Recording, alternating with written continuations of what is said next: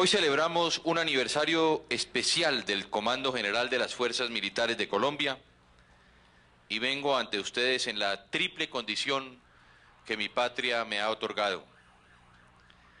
Quiero hablar, primero, como el Comandante Supremo de las Fuerzas Militares de Colombia. Quiero también hablar como el presidente de todos los colombianos y como el ciudadano que quiere y admira a sus Fuerzas Armadas.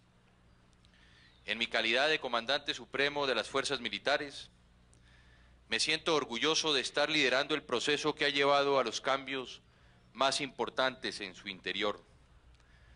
Nadie podrá dudar que me la he jugado y me la seguiré jugando por los soldados de mi patria, porque mi compromiso es con las fuerzas legítimas de la nación. Con la insuperable dedicación y con el acertado criterio del señor Ministro de la Defensa, Luis Fernando Ramírez, de la mano de quien con talento y visión lidera el conjunto de la institución, el general Tapias Stelling, y de hombres tan valiosos como el general Mora, como el general Velasco, como el almirante Soto, tenemos unas fuerzas militares no solo distintas a las del pasado, sino listas para enfrentar el futuro que todos anhelamos, la obtención de la paz en Colombia. Hoy me presento ante mis fuerzas militares con la frente en alto y con la mirada firme que me otorga la tranquilidad de haber actuado frente a ellas con toda la dedicación posible. Ningún miembro de las fuerzas militares puede poner hoy en duda que su comandante supremo ha hecho por ellas lo que nunca se había logrado. Hace ya algunos días el general Tapias me lo decía: no ha habido nunca en Colombia un presidente que le haya dado tanto a sus fuerzas militares. Pero ante todo, frente a mis fuerzas militares, siempre he actuado de manera sincera, leal, honesta, con transparencia y siempre con sinceridad. No lo entendería de otra forma. No lo haría de otra manera por mis propias convicciones democráticas y morales. Claro está que esto mismo es lo que siempre he esperado de parte de mis tropas.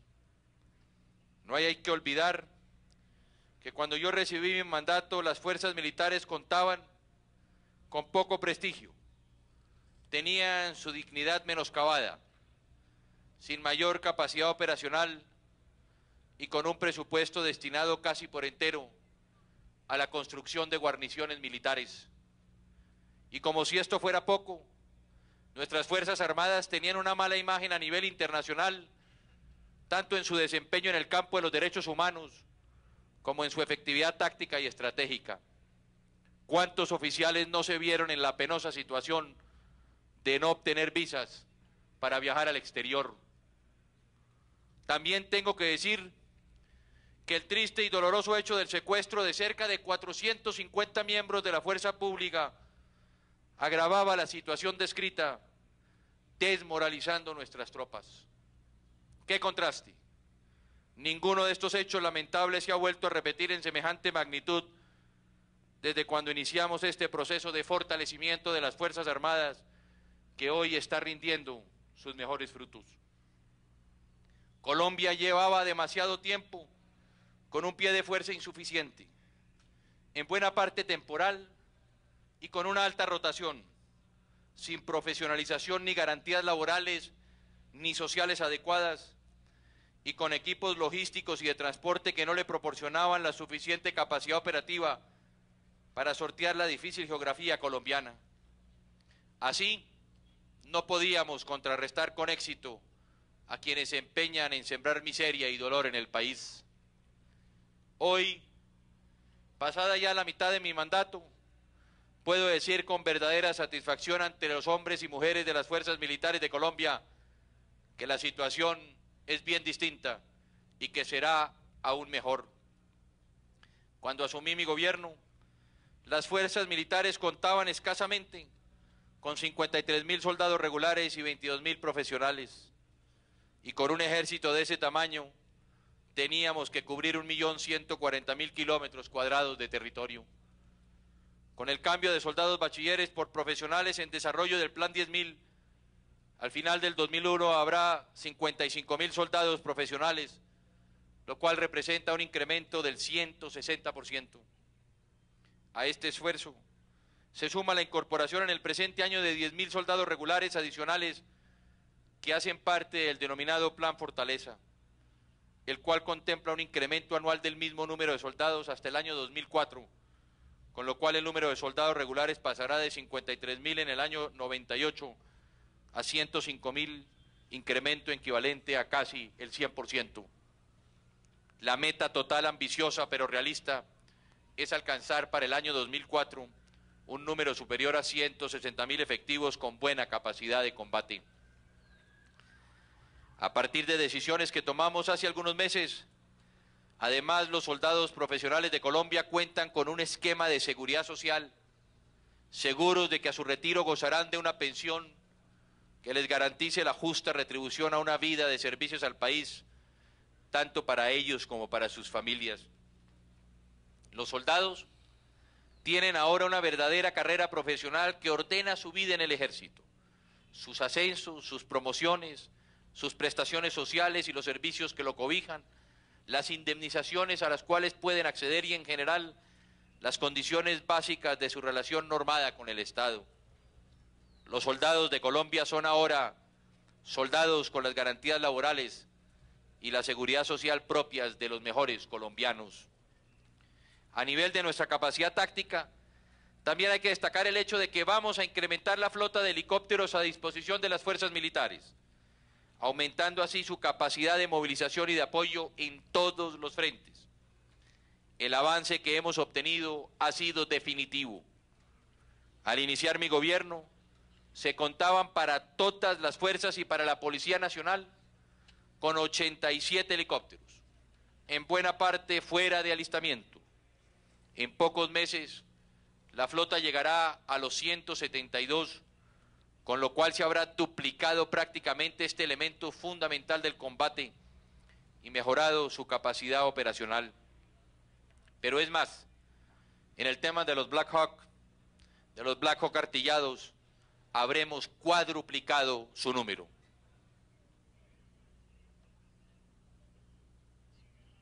Cuando se realiza, como lo haré a continuación, el recuento estadístico de sus méritos, no se hace sino ratificar lo que ya todos los colombianos saben, que sus fuerzas militares están haciendo un gigantesco esfuerzo para preservar el orden social y sobre todo que el esfuerzo ha deparado en excelentes resultados. En todos los campos los resultados demuestran un avance fundamental. Si se atiende, por ejemplo, a las acciones contra la subversión y contra los grupos ilegales de autodefensa, la mejoría es notable. Durante el año 2000 se neutralizaron 274 ataques guerrilleros, es decir, un 201% más que en el año 99. En los 738 combates que se libraron, fueron dados de baja 937 subversivos y 1.088 fueron capturados. Esto significa que con relación al año 99 se aumentó en un 29% el número de bajas y un 35% el número de capturas. Asimismo, en lo referente al decomiso de armamento se incrementó en un 80% la incautación de los distintos tipos de material bélico y en un 76% la de vehículos. Por todo lo anterior, cuando el poderío de las fuerzas militares se hace tan patente, no es raro encontrar que se incrementó en un 154% el número de los desertores de la insurgencia. Cada vez se hace más claro, para muchos alzados en armas, que la opción de la vida civil, de la democracia y de la tolerancia es la única sensata y que la guerra solo asegura la propia aniquilación. Respecto al terrible mal de las autodefensas, la acción de las fuerzas militares también muestra fehaciente todos los esfuerzos para contenerlos. Entre 1999 y el año 2000 se aumentó en un 200% el número de bajas y en un 61% de los detenidos. Se decomisó un 50% más de armamento y un 32% más de vehículos. Esto prueba, a pesar de las falsas generalizaciones y de las infaltables acusaciones injustas que las autoridades nacionales están comprometidas en la lucha contra aquellos grupos que siembran miseria y terror por nuestro territorio, bajo la supuesta intención de hacer justicia. No hay error más grande que creer que se puede alcanzar el cielo apoyándose en los hombros del diablo. En el campo de la lucha contra el narcotráfico y el secuestro, donde las fuerzas militares tienen una decisiva participación, los logros también son alentadores. Comparando el año 99 con el 2000, se aumentaron en un 105% las operaciones antisecuestro y en un 103% las operaciones antiextorsión. El feliz resultado de las primeras es el rescate de 508 personas durante el año pasado. Con la colaboración de la población civil y la comprobada efectividad de los grupos Gaula, esperamos poder reducir de una manera importante este flagelo inhumano en el menor tiempo posible. Respecto al narcotráfico, las cifras de las operaciones de las fuerzas militares también arrojan buenas perspectivas. En el 2000 se incautaron 53 toneladas de cocaína, 23 de marihuana y 739 de hoja de coca. Con relación al año anterior subieron en un 185% las incautaciones de la primera, en un 322% el de la segunda y en un 332% el de la tercera. Por si fuera poco, cabe decir que la destrucción de laboratorios y de hectáreas de coca y marihuana creció respectivamente en un 96%, un 5.968% y un 2.850%. Son cifras realmente impresionantes que demuestran, junto con los 959 capturados y los 245.000 galones de insumos detectados, la magnitud de los esfuerzos y la eficacia de los mismos. Y en el terreno de los derechos humanos, un tema sobre el cual mucho se especula pero poco se demuestra, es evidente una notable mejoría tanto en lo referente a la capacitación como en lo relativo a las denuncias. Durante el 2000, denominado el año de la efectividad operacional y de la defensa de los derechos humanos y del derecho internacional humanitario, se dictaron 134 cursos sobre el tema, que fueron recibidos por unos 5.300 miembros de la institución. Al respecto, se estructuró un nuevo modelo pedagógico y desde el primer semestre del presente año funciona el programa de especialización en Derecho Internacional de Conflictos Armados. Asimismo, los casos de presuntas violaciones a los derechos humanos han disminuido considerablemente. Hoy, ni siquiera el 2% de las violaciones de los derechos humanos y al derecho internacional humanitario son atribuidas a miembros de nuestras fuerzas militares, y resulta claro ante propios y extraños que los verdaderos violadores de los derechos humanos se encuentran en las filas de la subversión, de las autodefensas y de la delincuencia común. A este paso, pronto conseguiremos unas fuerzas militares totalmente libres de este lamentable fenómeno, y en esa medida invulnerables a las acusaciones de quienes por desinformación o por presiones políticas dudan de su integridad y de su estricto cumplimiento de las normas nacionales e internacionales. Nada de lo anterior se hubiera podido conseguir sin los cambios institucionales y estratégicos que hemos efectuado paralelamente.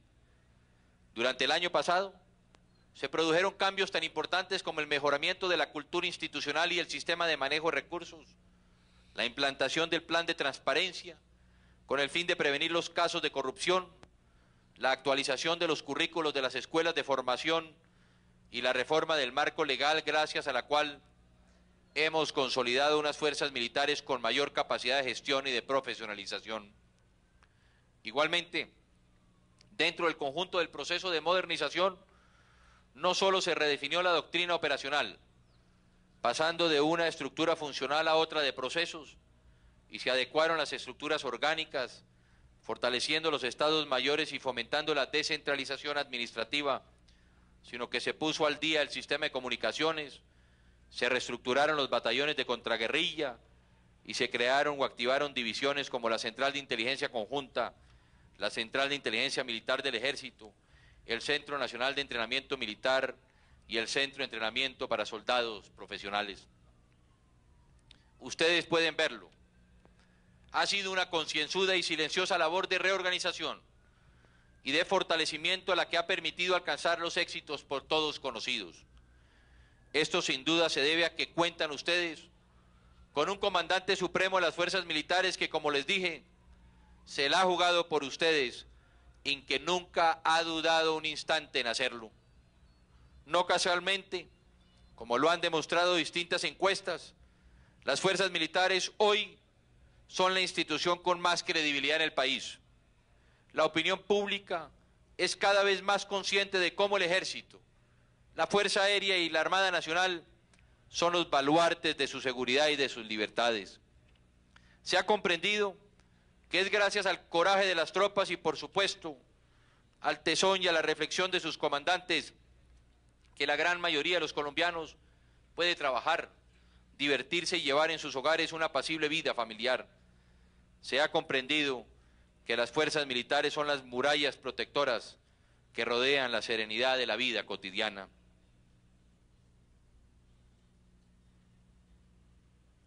¿Cuántas vidas cuesta esta serenidad?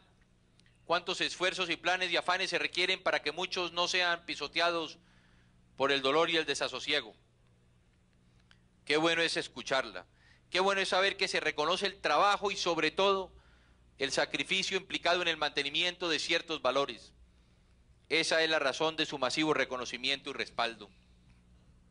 Por esto, señores, implica también grandes compromisos por parte de las fuerzas militares para con su país y para con su presidente. Como su comandante, espero ante todo la máxima lealtad con el país y con la democracia. El honor militar de las Fuerzas Armadas de Colombia contiene ante todo la obligación máxima de la lealtad con las políticas de Estado y con las directrices del presidente.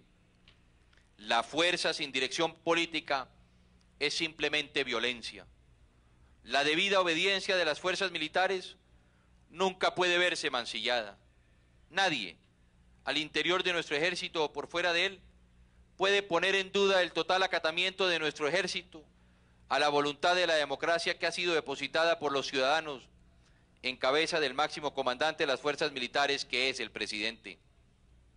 La lealtad también está en evitar, con convicción plena, la tentación equivocada de deliberar. La vocación histórica de nuestro ejército y su formación dentro del Estado de Derecho y la democracia así lo imponen. No faltarán los que impulsen a nuestros hombres a caer en esa tentación. La sabiduría del buen militar estará siempre en evitarla, conservando, eso sí, la capacidad de discernir con la confidencialidad que ella implica. La lealtad también es sinceridad y transparencia.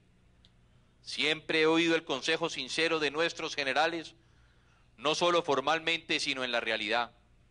Como su comandante siempre espero contar con la franqueza y con la diafanidad en cada una de las actuaciones de los soldados de Colombia.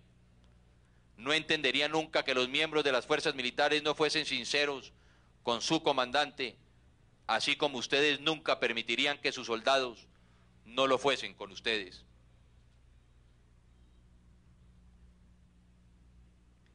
Esa sinceridad que exijo implica ante todo discreción.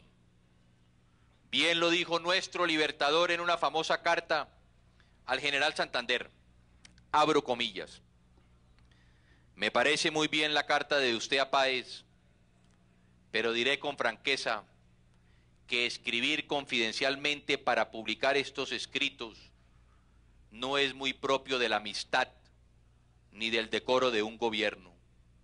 Si Páez ha empezado con esta carrera indecente, nosotros no debemos seguirla. A mí me disgusta infinito esta conducta con respecto a mí, pues una confianza que se hace pública es una violación del secreto. Cierro comillas. La lealtad es también la defensa de las instituciones, comenzando por la defensa del propio honor de nuestro ejército.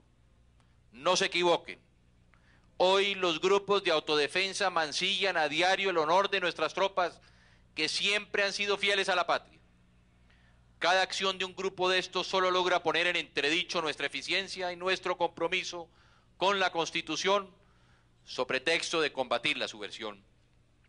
Recientemente, el general Fernando Tapias afirmaba muy acertadamente que el principal peligro para Colombia en los próximos 2 o 3 años son los grupos paramilitares, porque gradualmente se están convirtiendo en una amenaza peor que la que pretenden solucionar. Todo punible ayuntamiento con los grupos de autodefensa, venga de donde venga, no es más que una deshonra para los hombres de nuestro ejército que han sido respetuosos de las instituciones. Recientemente lo dije ante la comunidad internacional y hoy quiero repetirlo.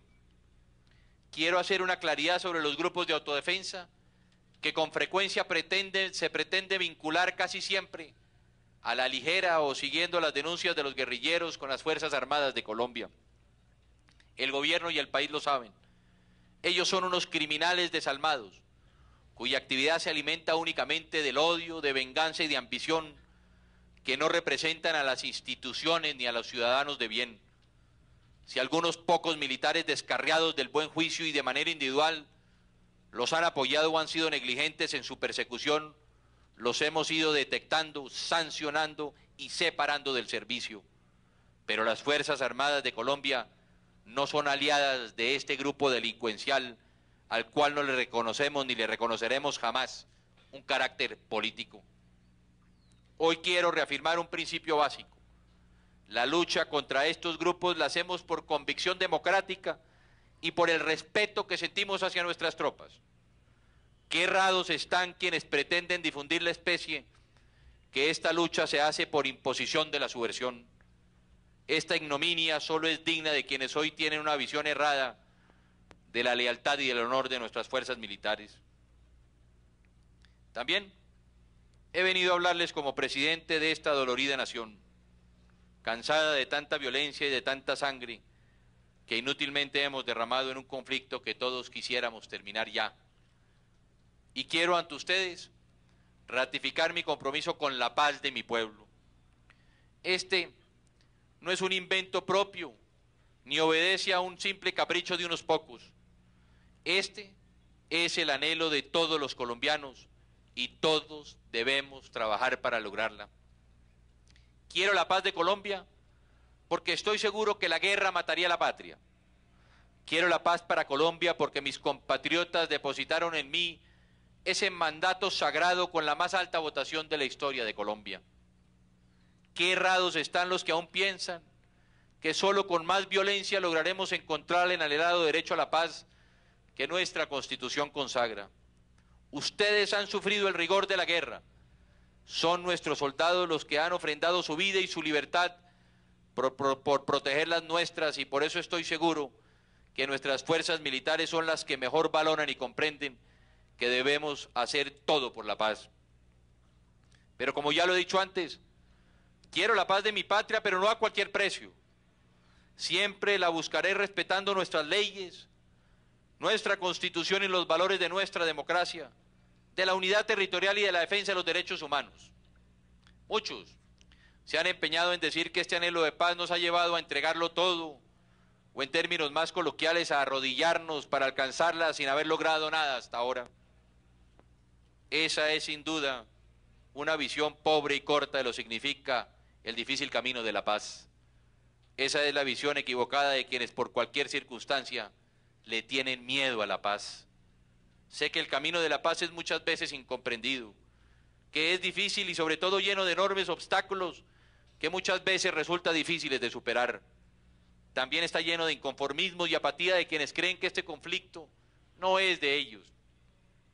Nuestro ejército no puede confundir la voluntad de paz con la debilidad en la búsqueda de la paz.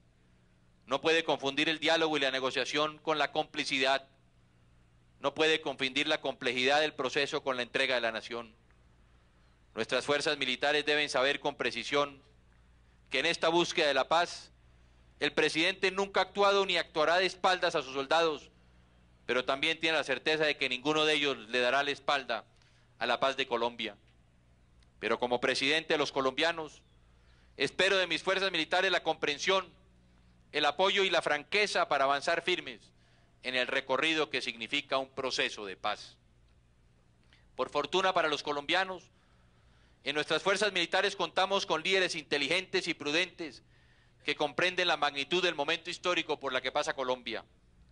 Pero si en algún momento quienes carecen de esa visión de futuro, quienes han estado más cerca de la derrota y de la humillación, o quienes han perdido su capacidad de ver más allá de la coyuntura logran generar inquietudes y dudas al interior de nuestras tropas, la misión que tenemos no será diferente de la de hacer ver a nuestros hombres que la lucha por la paz es de todos y para el bien de todos. Como presidente, así lo haré y siempre ha sido ese mi compromiso. Nuestras tropas siempre deben saber que cuentan con el presidente, que tienen en él a un amigo leal y transparente. Eso nadie lo puede poner en duda.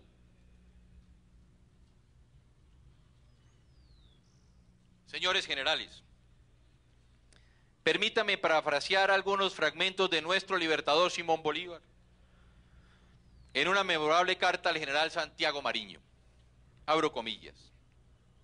Generales, yo soy el mejor amigo de ustedes. Desgraciadamente algunos de los de ustedes no lo son míos. De aquí nacen todas las alteraciones que hemos sufrido y que yo espero que no volveremos a sufrir, tanto para salvarnos como para salvar nuestra querida patria. Y continúa el libertador en su carta. Temamos los mismos escollos donde otros han padecido sucumbido. Por último, tenga usted presente a la posteridad que ha de juzgarnos, sin cábalas y sin chismes, solo por los hechos. Usted tiene la pasión de la gloria, procure conservarla como la ha adquirido. La ambición es una mancha para la verdadera gloria y el mayor esplendor de este brillante adorno le viene más de la moderación que del poder. El poder sin la virtud es un abuso y no una facultad legítima. Usted posee todo lo que le conviene a la felicidad del país y a su propio honor. En busca de otro mayor, no pierda usted el que tanto le ha costado. Cierro comillas. Como ciudadano, quiero hablarle con el corazón a mi ejército, a mis soldados, a mis infantes, a mis suboficiales, a mis oficiales y a todos los que hoy defienden nuestra patria empuñando las armas legítimas de la nación. Quiero hablarles con el corazón para decirles que estamos agradecidos con cada uno de ustedes, orgullosos de la labor que cumplen y de los esfuerzos y sacrificios que realizan día a día. A nombre de mis compatriotas, quiero decirles que nuestro pueblo quiere y respalda como nunca a nuestras Fuerzas Armadas, porque han mostrado su patriotismo y su fe en Colombia, porque han sacrificado sus vidas y sus familias para que los demás podamos vivir mejor. Hoy podemos decirlo a Colombia con certeza y satisfacción. El éxito y la fortaleza de las fuerzas militares de nuestro país son indiscutibles. Con la misma seguridad con que puedo decir que el sol saldrá mañana, puedo también afirmar por fortuna que nuestras fuerzas militares defienden cada vez con mayor contundencia y valor las leyes y el bienestar público. Nadie puede negar este hecho. Hacerlo, resistirse a aceptar las evidencias que lo demuestran, sería aplicar las facultades de la imaginación, pero no las del entendimiento. Quien conozca los hechos solo puede decir, las fuerzas militares de Colombia son cada vez mejores. Estimados amigos, como presidente de la República, como comandante supremo de las fuerzas militares, voy a entregar al final de mi mandato un ejército totalmente distinto al que recibí en el año de 1998. Esto lo hemos logrado gracias al liderazgo de su comandante supremo y al arduo trabajo de todos ustedes. Colombia tiene hoy unas fuerzas militares mucho mejores, más respetadas, más eficientes y mucho más fuertes que hace 32 meses y no podemos perder el camino que hemos avanzado. Apreciado general Tapias, en esta celebración con motivo del 50º aniversario del Comando General de las Fuerzas Militares, permítame mencionar nuevamente unas palabras de nuestro libertador Simón Bolívar. Abro comillas. Piérdase en hora buena ocasión, tierra, ganado, caballos, paisanos y aún dinero, pero no perdamos la moral y el material de nuestro ejército, aunque también perdamos algún personal. Conservemos sobre todo el prestigio favorable que se ha concebido del ejército colombiano. Conservemos inmaculada nuestra gloria y yo ofrezco a usted un resultado final digno de nuestra causa. Grave usted profundamente en su alma estas ideas, proféselas usted como la fe del día, llámelas con su corazón para que la repugnancia no las combata y aún las destruya. Aleje usted de su espíritu toda consideración que no coadyuve a fortificar este plan. Llame usted a su ayuda todos los pensamientos y todas las pasiones que puedan servir a completarlo. El espíritu de usted es fecundo en arbitrios, inagotable en medios cooperativos, la eficacia, el celo y la actividad de usted sin límites. Emplea usted todo esto y algo más por conservar la libertad de la América y el honor de Colombia. El designio es grande y hermoso y por lo mismo digno de usted. Muchas gracias.